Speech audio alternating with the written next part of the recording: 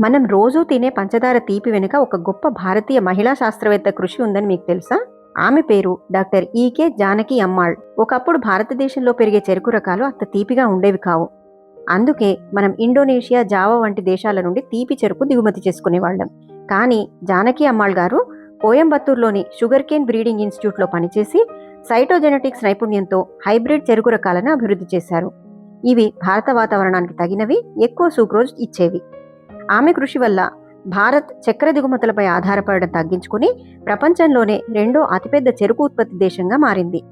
వృక్షశాస్త్రంలో PhD సాధించిన మొదటి భారతీయ మహిళ doctor Janaki Ammal.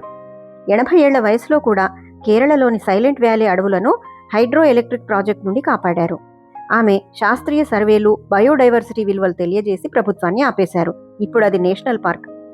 Mother of బాటనీగా పిలువబడిన ఈ మహానుభావురాలు 1977లో పద్మశ్రీ సాధించారు.